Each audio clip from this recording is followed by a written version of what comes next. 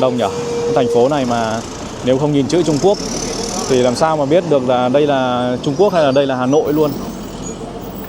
Mới gần đây thôi, mới ngày hôm qua thôi thì Changi này đã gọi là dính một cái, ở trên mạng thì người ta gọi là phốt đấy, một cái phốt truyền thông, đó là trà sữa thì có rất là nhiều thương hiệu, còn đất nước là chỉ có một thôi.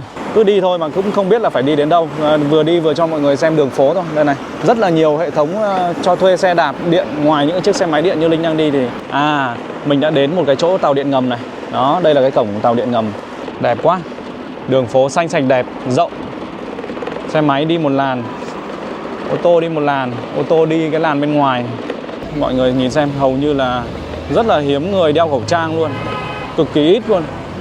Kể cả cái việc là đi xe đội mũ bảo hiểm cũng không phải là ai cũng đội đâu. Bản thân Linh cũng không đội mũ bảo hiểm. Đi ở trong thành phố mà lúc nào cũng như kiểu là đang ở trong rừng ấy, như kiểu là đang đi ở trong cái khu công viên nào ấy. Ở đây ấy, không, mặc dù là kể cả không phải xe công cộng nhé, mà là những cái xe cá nhân ấy. Ví dụ là những cái xe mà không phải là màu xanh đỏ tím vàng này là hầu hết là đều là xe cá nhân. Nhưng mà họ cũng đều để ở trên vỉa hè như vậy và không hề có người thu tiền, cũng như là họ không sợ về cái vấn đề bị mất cắp mất trộm. Thực sự là đã lạc rồi đấy. Bây giờ đúng chính xác là đã lạc đường rồi. Mình không ngờ là những cái người Trung Quốc người ta lại có thể tin người đến như vậy luôn ấy. Mặc dù mình là người ngoại quốc và nhiều khi mình lên xe mình còn giới thiệu hẳn luôn là tôi là người ngoại quốc, tôi là người Việt Nam đến đây. Và họ cũng biết thông tin này rồi, nhưng mà khi xuống xe họ cũng không đòi tiền đâu. Họ không đòi tiền ngay lúc đó.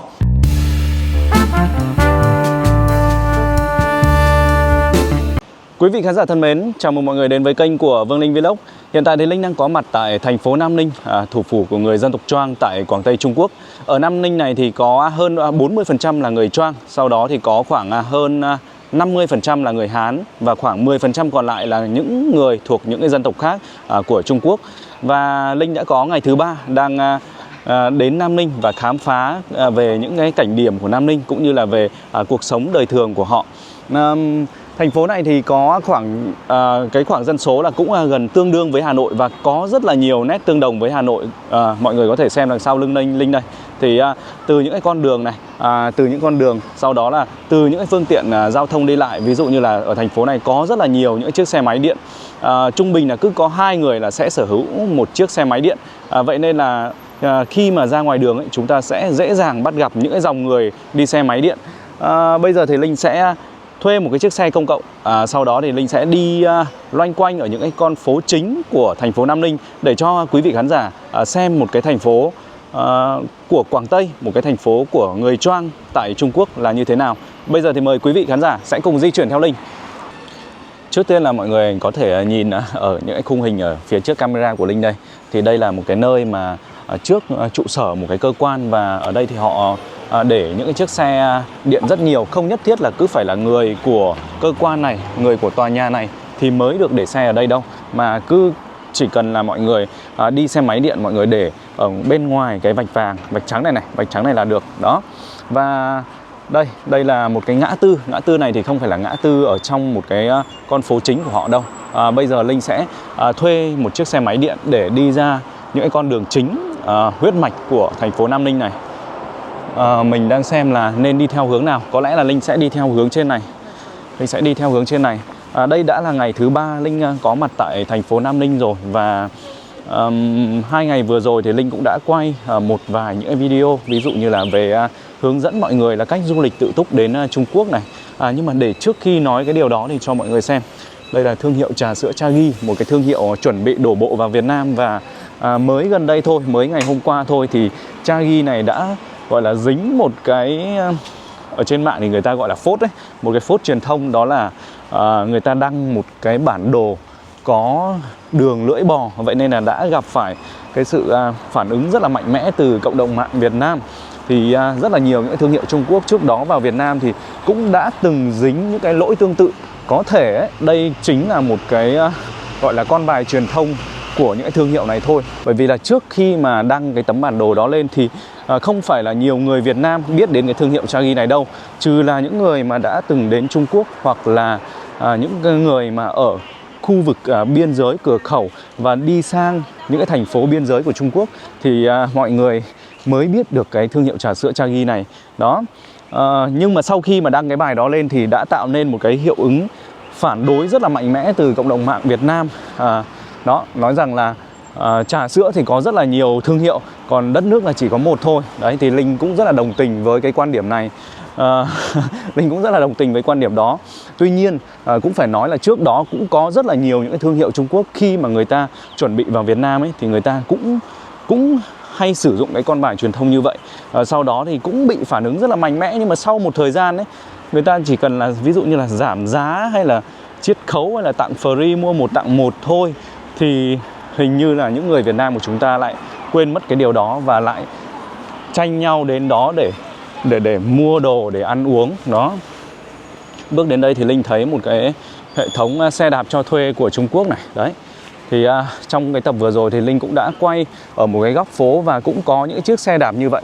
Thì những chiếc xe đạp này thì Linh chưa từng thử thuê đâu, nhưng mà mình đoán ấy là nó cũng chỉ khoảng 1 đến 2 tệ thôi. Và thường là người ta sẽ tính theo thời gian. Ví dụ như là 15 phút là bao nhiêu tiền đấy. Ví dụ là 15 phút là 1 tệ, 2 tệ chẳng hạn. Bởi vì là khi mà mình thuê những chiếc xe máy điện nhé, những cái chiếc xe máy điện ấy thì cũng chỉ 3 đến 4 tệ mà thôi mọi người ạ.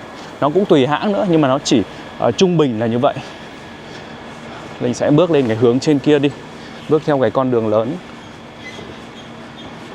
Nam Ninh này thì Linh trước đó Linh cũng đã từng đến đây rồi. Tuy nhiên là mình chưa có thời gian để đi gọi là đi bộ, đi trải nghiệm nhiều như vậy. Lần này thì Linh quyết định là quay nó chi tiết, quay nó rõ ràng hơn.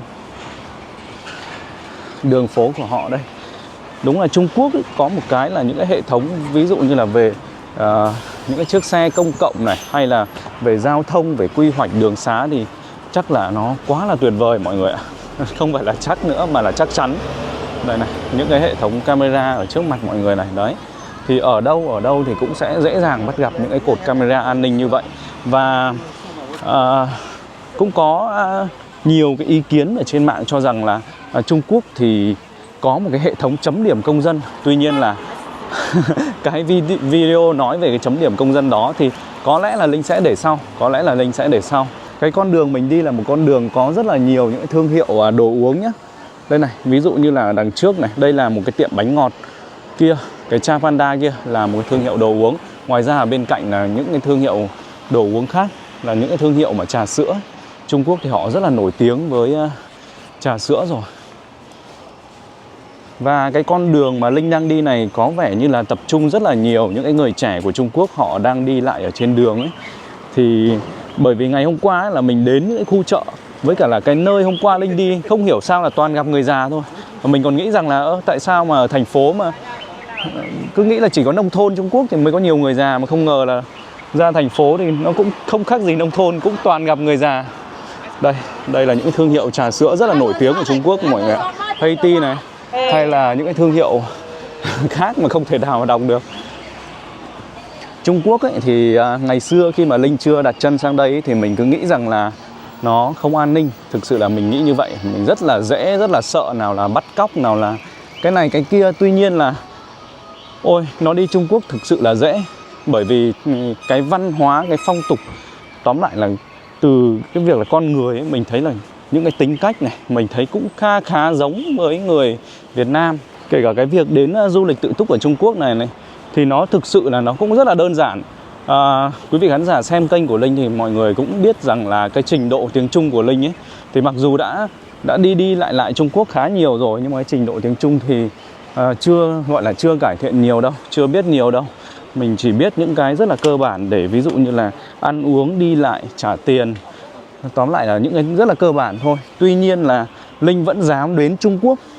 Không phải là một mình mà Linh đi cùng bạn Vương Khang. Mà bạn Vương Khang cái trình độ tiếng Trung ấy thì phải nói thật là nếu mà quý vị xem kênh của Linh và bạn Khang thì mọi người biết rằng là Linh tiếng Trung có khi còn tốt hơn bạn Khang khá là nhiều.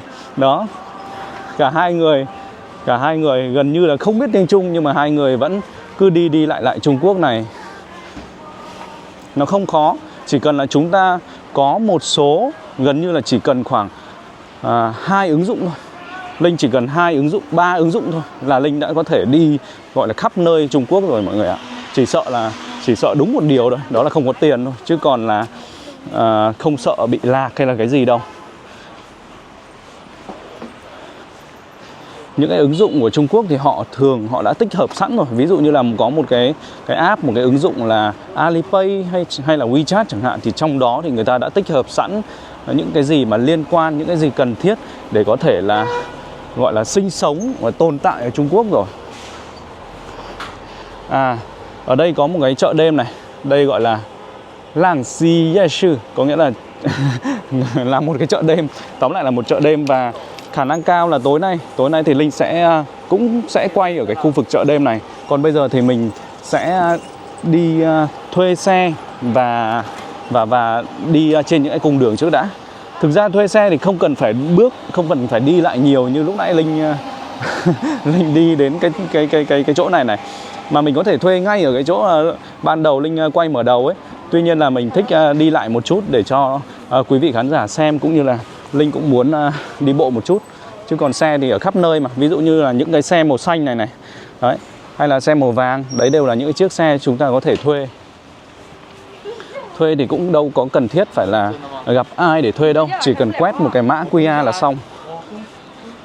Đó, rất nhiều xe luôn. Hay là có lẽ là Linh sẽ thuê luôn ở đây đi. Thưa quý vị, là sau một hồi mà thử quét những cái xe thì Linh đều không quét được, bởi vì là nó cần cái quét điền những cái thông tin mà liên quan đến thông tin cá nhân, ví dụ như là tên tuổi này, số điện thoại cũng như là hộ chiếu. Thì đợt này Linh lại không có số điện thoại Trung Quốc đó, cho nên là mình đã phải nhờ đến một người Trung Quốc để người ta quét hộ. Sau đó thì bây giờ đã có xe rồi. Bây giờ thì Linh sẽ đi trên những cái con đường của Nam Ninh để tiện quay video cho quý vị khán giả cùng xem những cái con đường ở đây thì nó như thế nào. Bây giờ thì mình đang đi trên cái khu vực vỉa hè của Nam Ninh này. Đó. Và mình cũng đã được cảnh báo sẵn là nếu mà mình vi phạm pháp luật, đây là thực ra là phạt thì người ta sẽ không phạt quá là nhiều tiền đâu. Những cái lỗi mà nhất là những cái lỗi mà chỉ là liên quan đến xe đạp điện, xe máy điện như vậy thì rất là ít tiền thôi. Tuy nhiên là người ta sẽ phải công an người ta sẽ bắt mình học luật tại chỗ đấy. Đó, cho nên là đi vẫn phải rất là cẩn thận. Và Nam Ninh thì trước đó Linh toàn là đi những phương tiện công cộng, ví dụ như là đi hôm nọ thì Linh đi trải nghiệm cái tàu điện ngầm này, xong rồi thì là những đi tàu cao tốc này. Tàu cao tốc là đi quãng xa, còn đi tàu điện ngầm là cái để mà mình có thể di chuyển ở trong trung tâm thành phố, hoặc là đi taxi vậy thôi. Cho nên là đường phố thì Linh cũng chưa rõ lắm đâu. Và bây giờ thì mình đang đi theo gọi là đi theo cảm nhận của cá nhân theo lời của ông bà tổ tiên mách bảo, cũng như là đi theo cái bản đồ Baidu Maps của Trung Quốc. Tuy nhiên là vừa một tay quay vừa một tay lái thì thực sự là rất là khó để xem bản đồ. Vậy nên là bây giờ cứ thấy đường lớn là đi nhá. Họ cũng có cái làn riêng cho xe máy điện, xe đạp điện rồi. Bây giờ mình đang đi trong cái làn riêng. Đây, người ta có cái vạch này. Có những cái đoạn đường thì người ta sẽ có cả cái giải phân cách nữa. Có vẻ như là Linh chuẩn bị ra đường lớn rồi đấy. Camera trên đầu này. Đó. Nhiệt độ của Nam Ninh ngày hôm nay thực sự là rất là tuyệt vời để có thể đi ra ngoài. Thời tiết cực kỳ mát mẻ luôn hiện tại. Chỉ khoảng 18 độ thôi. Khoảng 17-18 độ thôi. Rất là mát luôn. Đây, cái chỗ này dừng cho xe máy điện, xe đạp các thứ này. Nó có cái biểu tượng cho nên là mình rất là dễ để có thể nhìn. Tuy nhiên là bây giờ chưa biết là phải đi đường nào cơ.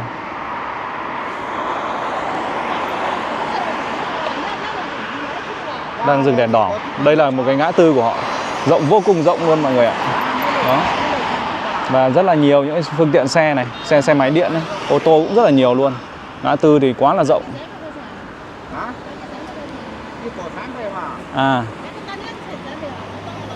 Có nghĩa là những người mà đi ở bên kia kìa. Đó, những người đi ở bên kia. Đi ở bên kia nhá, là những cái chiếc xe máy điện ấy thì họ sẽ dừng bên kia. Đó. Sau đó thì nó cũng có những cái vạch riêng rồi. Sau đó thì đến lúc họ rẽ là họ sẽ rẽ sang bên này trước. Thì cái đèn, nó có một cái hệ thống đèn các thứ là nó rất là rõ ràng. Ví dụ như là Linh dừng ở bên này đi. Ví dụ Linh đang dừng ở bên này thì lát nữa mình cũng phải chờ đèn ở góc kia. Đó, chờ đèn góc kia và đèn xanh thì mình đi thôi. Thực sự là cũng chưa hiểu hết đâu mọi người ạ. Có lẽ là cứ nhìn mọi người đi như thế nào thì mình cứ đi như vậy thôi.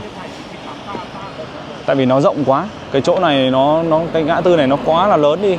Và có cực kỳ nhiều làn luôn. Một cái làn, ví dụ làn bên này đi, có tận 4 làn. cả hai bên như vậy là tận 8 làn. Ngoài ra thì còn có làn riêng cho xe máy điện, xe đạp điện ở ngoài trên kia nữa. Đấy, quá là nhiều luôn. Đèn lâu quá, mà đèn ở đây là không có số kìa. Không có số, vậy nên là, à đây, đi được rồi. Đó, đây này, đấy, cái làn mà dành cho những cái chiếc xe máy điện như Linh đang đi này, nó rộng như vậy cơ. Nó rộng như vậy cơ mọi người ạ. Rất là thoải mái và cây cối cực kỳ nhiều luôn. Nam Ninh được coi là một cái thành phố xanh của Trung Quốc.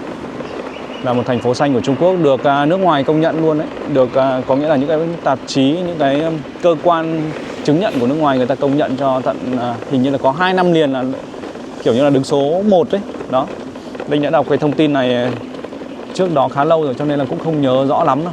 Tuy nhiên là nó được coi là cái thành phố xanh của Trung Quốc luôn đấy, chứ không phải là của mỗi cái tỉnh Quảng Tây này đâu. Đấy, những cái làn dành riêng cho xe máy điện như vậy thì nó cực kỳ là an toàn luôn, đúng không mọi người? À, mình đã đến một cái chỗ tàu điện ngầm này. Đó, đây là cái cổng tàu điện ngầm. Đấy, chúng ta có thể xuống bên này. Ở đây là thường ấy, nó sẽ ở gần với ngã tư. Và sau đó là ở cả 4 góc của ngã tư thì đều có những cái cổng xuống. Chúng ta sẽ đi xuống dưới khoảng 20 mét gì đó. Nói chung là đi xuống nó có cầu thang. Tập vừa rồi thì Linh đã quay với tàu điện ngầm rồi, rất là rõ ràng. Một lát nữa thôi thì là cái giờ khoảng tầm 1 tiếng nữa là sẽ là cái giờ tan tầm của Nam Ninh. Vậy nên là sẽ khả năng là sẽ rất là đông người. Mình sẽ xem là có bị tắc đường không. Đấy, nhiều xe máy khác gì Hà Nội đâu. Có điều là đường Hà Nội của chúng ta nhỏ quá vậy thôi. Chứ còn đây thì thực tế là cũng rất là nhiều những phương tiện giao thông. Nhưng mà nó cũng nhiều đất đi. Xong rồi nó cũng quy hoạch chuẩn từ ngày xưa rồi. Cho nên là đấy, lại ngã tư rồi mọi người ạ. Ui. Đó, có những làn riêng như vậy cho nên là rất là an toàn. Ô tô thì đi bên này, còn xe máy điện, xe đạp các thứ là vào bên này.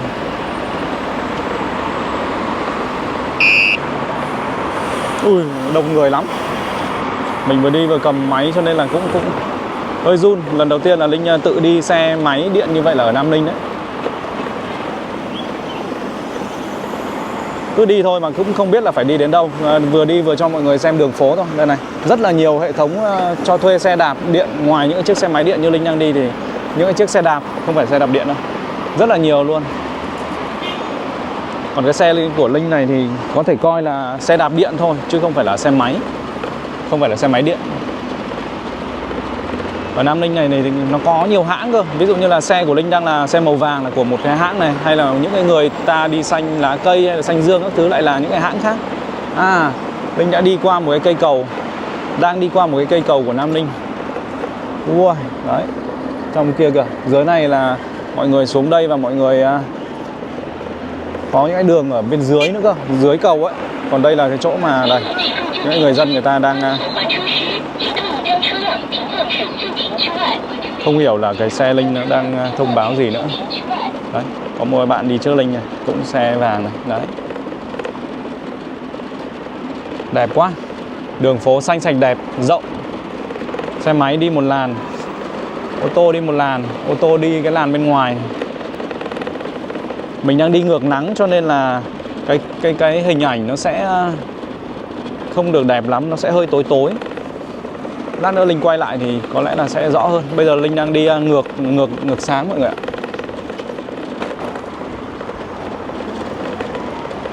Vậy thì Linh sẽ tìm cách quay lại nhé. Tại vì bây giờ ngược sáng thì mọi người xem sẽ cũng không rõ lắm. Hôm nay chủ yếu đi cho mọi người xem giao thông của Trung Quốc thôi. Giao thông của một cái tỉnh, của một cái thành phố của tỉnh Quảng Tây. Quảng Tây thì không phải là cái thành phố thuộc top đầu của Trung Quốc đâu. Tuy nhiên là những cái thành phố của Quảng Tây thì cũng phải nói là nó cũng rất là phát triển rồi mọi người ạ. Cực kỳ phát triển luôn. Xe máy cực nhiều luôn đây. Lại là đèn đỏ rồi. Mà đèn ở đây thì không phải là không có số đâu, mà lúc nãy Linh không nhìn thấy. Đang có số kìa. Kìa, đấy. Bây giờ chúng ta lại đi nào.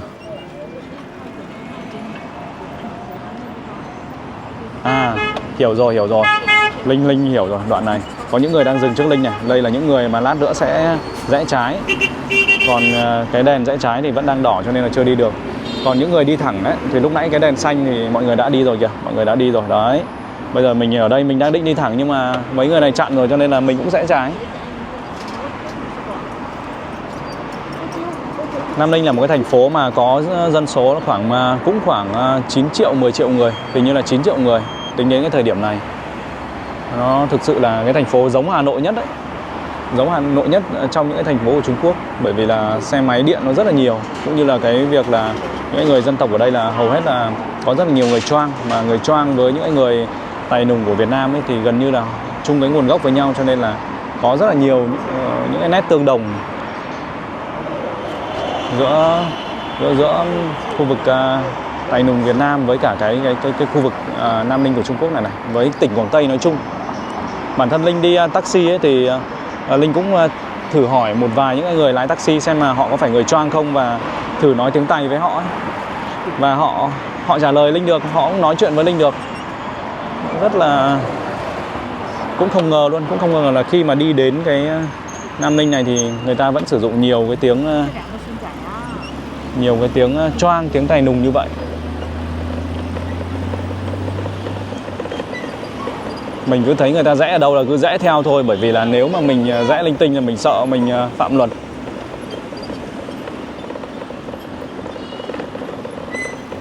Ở đây thì có rất là nhiều bạn du học sinh Việt Nam đang học tập tại đây, đang sinh sống học tập tại đây, và một số trường nổi tiếng ví dụ như là Đại học Dân tộc Quảng Tây này.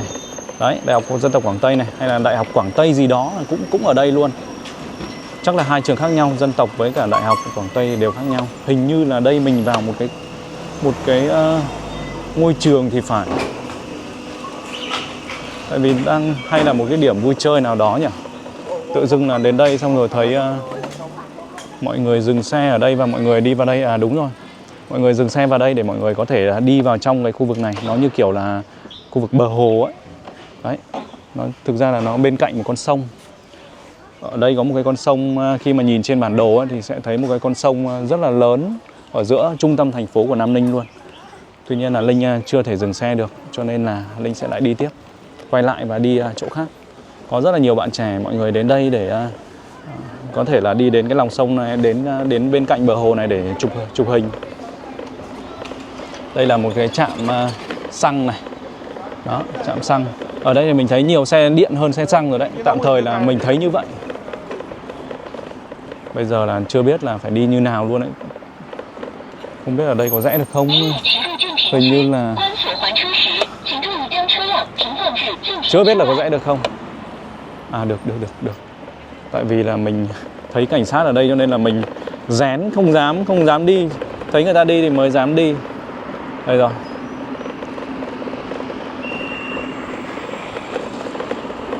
Lúc nãy thì mình đi qua cầu, còn bây giờ thì mình quay lại bởi vì là lúc nãy bị ngược sáng quá.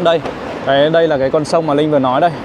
Mọi người có cái đường ở bên bờ sông ấy, và mọi người gửi xe và mọi người đi xuống đấy để tham quan ngắm cảnh gì đó. Còn mình thì mình đang đi trên đường thôi. Đây, nhìn xung quanh cái con đường như vậy, xa xa có rất là nhiều những tòa nhà chung cư. Có vẻ như là bên này là trung tâm hành chính này. Những cái tòa nhà tài chính ở bên này hết này. Đấy.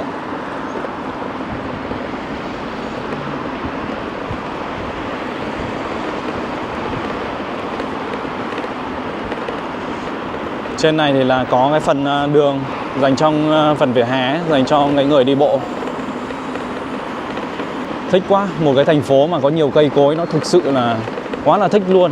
Khi mà mùa hè các thứ thì chắc là cũng tóm lại là quá là thích luôn. Mình thích nơi nào mà có nhiều cây cối như vậy. Đây này, nhìn như là đi vào rừng luôn mọi người ạ. Đây, đó. Nhưng mà mình sẽ đi thẳng thôi. Mình sẽ đi dọc cái con đường đại lộ chính này.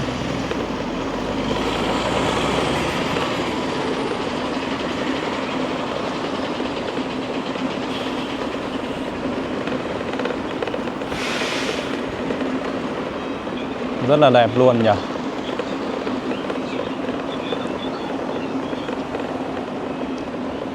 Nhìn hệ thống cam cũng rất là nhiều. Kìa, trời ơi, nhìn cái cây cối ấy, nhiều cho mọi người ơi. Đấy, ở bên kia nữa kìa, đấy, quá là nhiều luôn. Vậy thì cái không khí ấy, mọi người nhìn xem, hầu như là rất là hiếm người đeo khẩu trang luôn, cực kỳ ít luôn. Kể cả cái việc là đi xe đội mũ bảo hiểm cũng không phải là ai cũng đội đâu. Bản thân Linh cũng không đội mũ bảo hiểm. Nhưng mà hình như là cái xe máy điện này thì nó cũng không bắt buộc, xe đạp điện này thì cũng không bắt buộc phải đội mũ đâu. Còn những người đi xe máy này, giống như ở đây này, đó, thì sẽ phải đội mũ. Và bản thân Linh thấy là công an giao thông ở Nam Ninh này thì cũng ít. Chủ yếu là vào những cái giờ tan tầm thì họ sẽ đứng ở những cái ngã tư thôi. Và hiếm khi nào mà thấy là một cái điểm nào mà người ta dừng lập chốt để bắt ấy. Chắc chắn là cũng sẽ có rồi. Tuy nhiên là bản thân mình mấy ngày hôm nay thì mình đều đi đường thì mình đều chưa gặp được. Linh thì đi những cái thành phố, ví dụ như là những cái thành phố khác của Trung Quốc rồi thì, giả sử như là ở Đông Hưng thì mình đi rất là nhiều, bởi vì là sát với khu vực biên giới. Nữa là mình đi vào những cái khu vực Hải Nam hay là Vân Nam chẳng hạn, thì mình thấy là cái việc ý thức chung của những người Trung Quốc về tham gia giao thông ấy, thì theo như những người Trung Quốc nói thì cũng không phải là quá là tốt đâu. Bản thân là cũng rất là nhiều người đi lên vỉa hè này, hay là không đội mũ bảo hiểm khi tham gia giao thông này, hay là đi chỗ này chỗ kia xiên xẹo này. Tuy nhiên là đường của họ rộng, phải công nhận là đường của họ rộng và có nhiều làn, có làn riêng, vậy nên là nó không bị ùn tắc thôi. Còn những cái ngày lễ lớn của Trung Quốc thì nó cũng tắc kinh khủng khiếp luôn đấy mọi người ạ, chứ không phải là ít đâu. Những cái cổng tàu điện ngầm này, đó, những cái khu vực xuống tàu điện ngầm này, ở 4 bên ngã tư thì đều có những cái chỗ như vậy, cho nên là rất là thuận tiện luôn. Và đi tàu điện ngầm thì lại còn rất là rẻ nữa.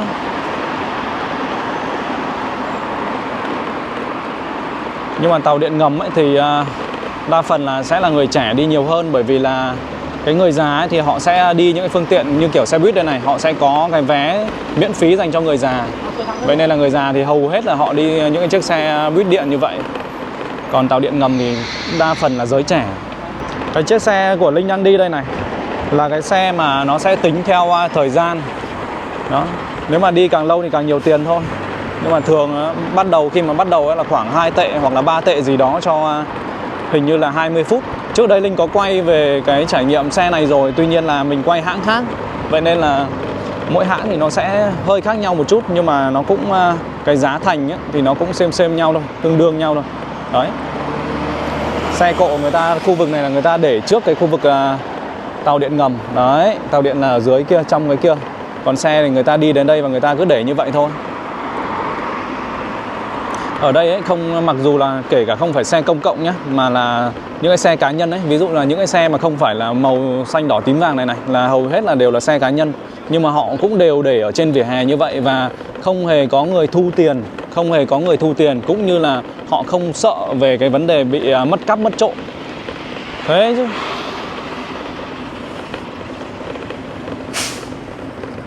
Cho nên là người ta cứ để qua ngày qua đêm, người ta vẫn để ở đây được mọi người ạ. Cứ bao giờ người ta đi về đến đây, có thể là người ta giả sử đi xuống tàu điện ngầm này, sau đó là di chuyển đến một cái nơi nào khác, xong rồi có thể là lâu rồi, mấy ngày sau hoặc là thực sự là rất lâu sau người ta quay lại thì cái xe nó vẫn ở đấy thôi.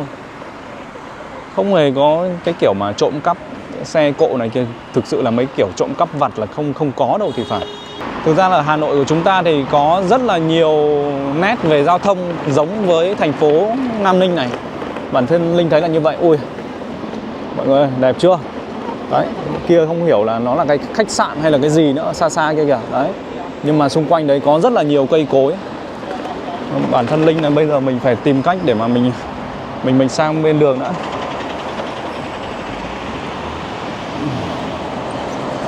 Ui. Đấy, đi ở trong thành phố mà lúc nào cũng như kiểu là đang ở trong rừng ấy, như kiểu là đang đi ở trong cái khu công viên nào ấy.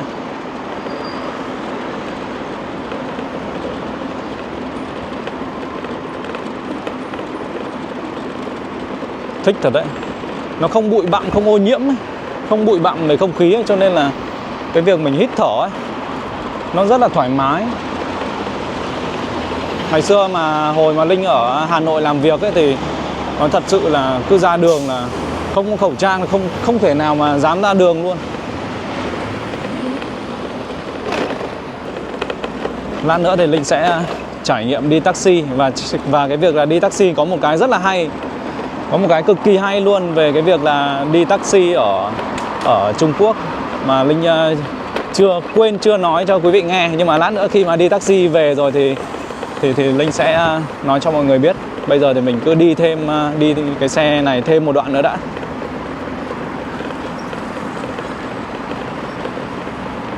Ở đâu cũng là những cái chiếc xe cho thuê, nó có cả mũ cơ. Những cái xe nó có những hãng xe thì người ta để cả mũ kia kìa, mũ bảo hiểm ấy. Ở tập đầu tiên ấy thì Linh mới đến đây và Linh ở một cái khách sạn nó không phải là ở cái khu vực trung tâm ấy, cho nên là mình đã đi quay, mình cũng ra ngoài và đi quay ở gần khu vực đấy. Tuy nhiên là cái khu vực đó thì nó sẽ rất là nhiều những cái ngôi nhà cũ, những ngôi nhà sập xệ, nó như kiểu những cái khu tập thể cũ của Hà Nội ấy. Đấy. Ở cái tập đầu tiên là Linh đăng có cái đó, mọi người có thể xem nếu mà mọi người quan tâm. Còn bây giờ thì Linh đang đi ở trong trung tâm của thành phố Nam Ninh rồi, và mới thấy được là cái độ sầm uất của nó, độ phát triển của nó. Sau hôm nay thì Linh sẽ đi đến Quảng Châu và tiếp tục là quay đời sống về mọi thứ, những cái gì mà Linh cảm thấy đặc biệt đối với bản thân mình thì mình sẽ quay và chia sẻ đến quý vị khán giả cùng xem. Những ai mà không có thời gian hay là không có cơ hội đi du lịch Trung Quốc thì có thể thông qua kênh của Linh để biết được một góc nhìn nào đó về những cái thành phố, về con người của Trung Quốc, về những đất nước của Trung Quốc. Lại đến một cái ngã tư rất là rộng, nó rộng quá trời quá đất luôn. Thôi có lẽ là Linh sẽ lên trên kia một chút nữa thôi. Xong rồi thì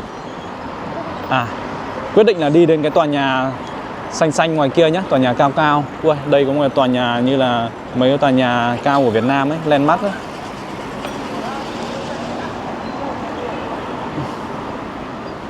Ở đây là cái trung tâm thương mại mọi người, trung tâm thương mại.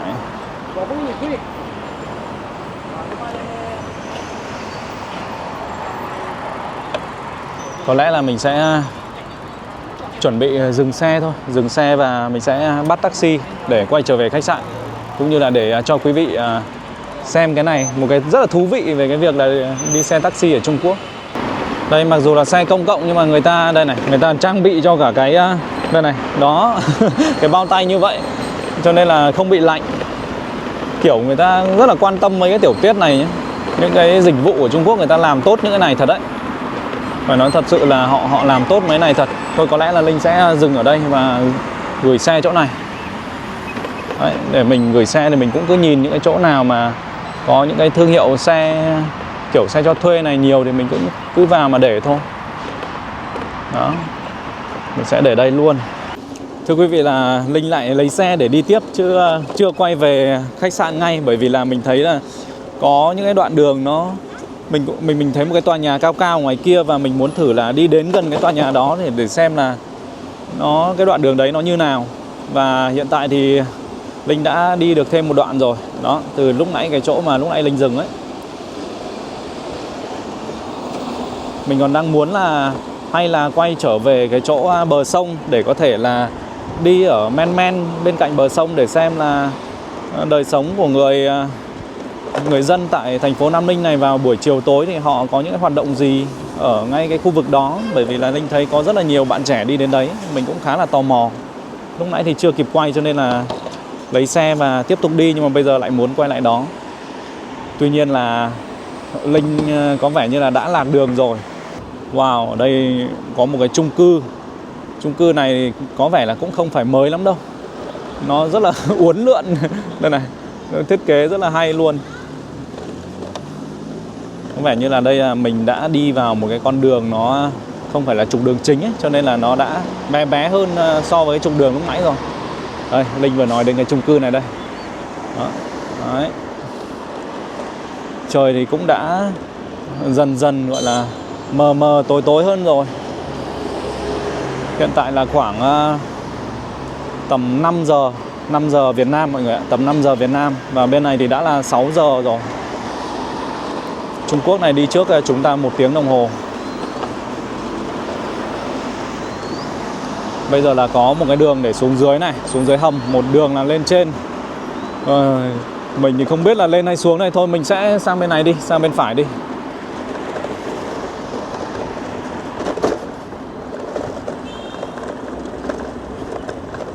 Mặc dù không biết đường, tiếng thì cũng rất là ít.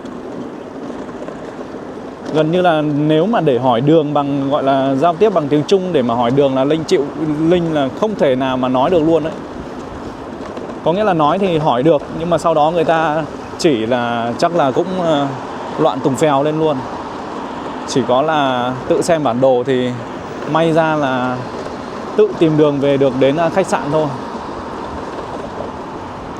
Nhưng mà khi mà đi đến đây là Linh đã thấy là rất là loằng ngoằng rồi. Mình đang thấy là rất loằng ngoằng ở cái khu vực này rồi. Nó không hề giống cái đoạn lúc nãy mình đi một chút nào. Rẽ 2-3 cái là đã lộn hết tùng phèo rồi. Nhưng mà vì đây là một cái thành phố mới ấy, cho nên là thôi kệ, lạc thì coi như là mình đi để trải nghiệm, mình đi để mình biết luôn ấy, mình đi mình ngắm cảnh luôn ấy, cho nên là kệ thôi, không có lo lắng gì cả. Đây này, có lẽ mình phải đi cái con đường bên dưới này mới đúng này, con đường ở dưới cầu này mọi người ạ. Tại vì nhìn nó quen hơn, nhìn nó quen mắt hơn.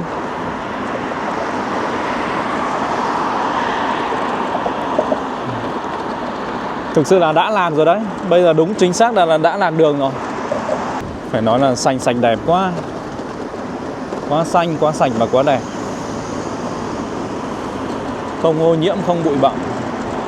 Không hiểu là với từng đấy thời gian đi chiếc xe này thì đến hiện tại là đã bao nhiêu tiền rồi. Bởi vì là sau khi mà kết thúc hành trình đi ấy, thì mình dừng xe và mình sử dụng cái app ấy, thì mình kết thúc ấy, thì mình mới biết là cái số tiền là mình đã đi hết bao nhiêu tiền. Còn mà lúc mới đi thì chưa biết đâu. Đường phố thì có vẻ là đông hơn lúc nãy mọi người ạ. Đây, mọi người xem, ở bên này này, toàn thấy ô tô, từng hàng dài ô tô luôn. Nhưng mà không phải là tắc, mà là nó gọi là ùn thì đúng hơn. Nó kéo dài. Đi ở đây thì đi taxi các thứ thì cũng không phải là quá là đắt. Tóm lại là mình thấy nó cũng giống với như là ở Việt Nam, nó không hề đắt đâu.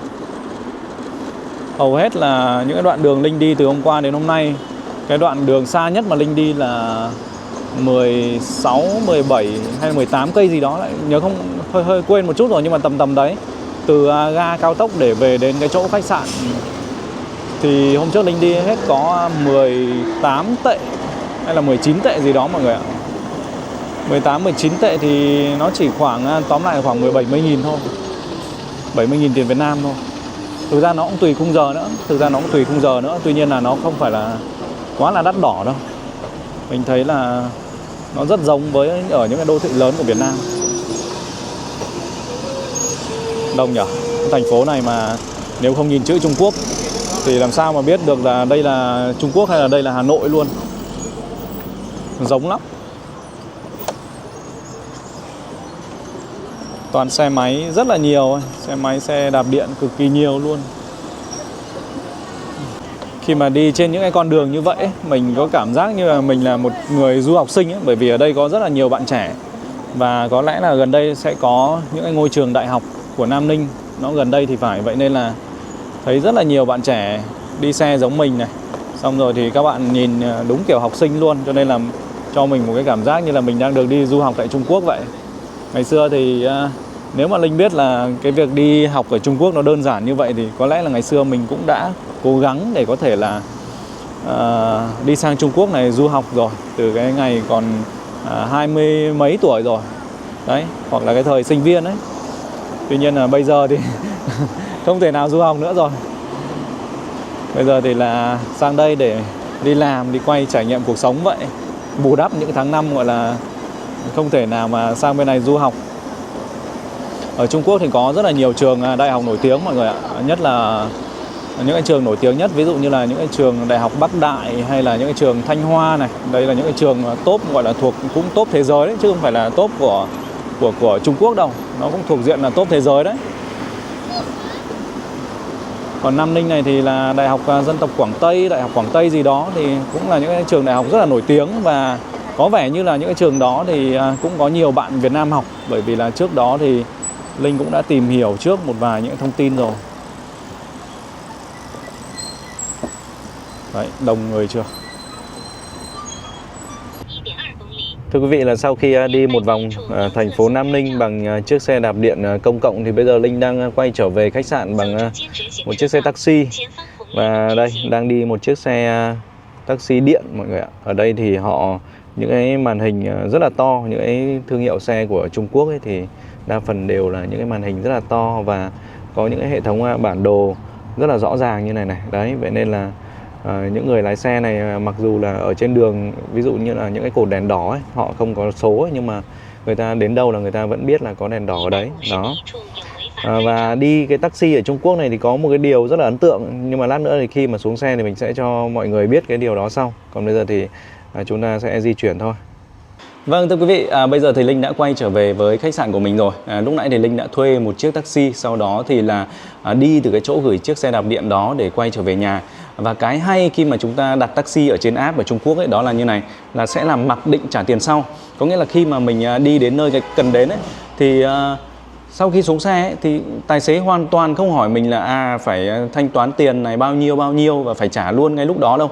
Mà là mình cứ xuống xe, xong rồi thì mình về nhà, xong bao giờ mình rảnh ấy, thì mình vào thanh toán sau. Có nghĩa là người ta rất là tin người, rất là thật thà ấy mọi người. Mình không ngờ là những cái người Trung Quốc người ta lại có thể tin người đến như vậy luôn ấy. Mặc dù mình là người ngoại quốc và nhiều khi mình lên xe mình còn giới thiệu hẳn luôn là tôi là người ngoại quốc, tôi là người Việt Nam đến đây. Và họ cũng biết thông tin này rồi, nhưng mà khi xuống xe họ cũng không đòi tiền đâu. Họ không đòi tiền ngay lúc đó. Họ không sợ là mình sẽ bùng tiền hay cái gì cả. Thì mình thấy cũng khá là lạ cái này. Đó. Thì như là đơn này đây, thì bây giờ đây mình vẫn chưa thanh toán cái này đâu. Đó, mình vẫn để đây cho mọi người xem này, 15,05 tệ này, cho khoảng 7 km di chuyển. Đó. Thì bây giờ Linh mới thanh toán. Đấy, thì có những hôm nhé, có những hôm Linh về đến nhà, ví dụ đi sắc taxi vào buổi sáng đi, nhưng mà đến tối mình mới nhớ ra là hóa ra là mình chưa thanh toán. Đấy, thì lúc đó mình mới thanh toán. Hoặc là có thể là mình nghĩ rằng là kể cả sang hôm sau hay là sang những ngày sau ấy mà mình chưa thanh toán thì nó vẫn như vậy thôi. Có nghĩa là người ta cũng không gọi điện đòi mình cơ. Thế mới là lạ chứ. Đấy, nhưng mà như này, có nghĩa là để mà mình có thể đi chuyến tiếp theo ấy, thì để mà mình có thể đặt những cái chuyến tiếp theo ấy, thì mình phải thanh toán cái đơn cũ đó. Nhưng mà cái điều mà Linh muốn nhấn mạnh ở đây đó là họ không đòi tiền ngay lúc đó đâu. Nó rất là lạ luôn. Mình thấy cũng khá là lạ về cái khoản này đó. Bởi vì là khi mà mặc định là mình, kể cả mình đi những cái chiếc ở Grab hay là Xanh SM ở Việt Nam chẳng hạn, thì mà lúc xuống xe rồi thì cái hệ thống nó đã tự trừ tiền, đúng không? Nhưng mà cái này thì khác, cái này thì hơi khác một chút. Đó.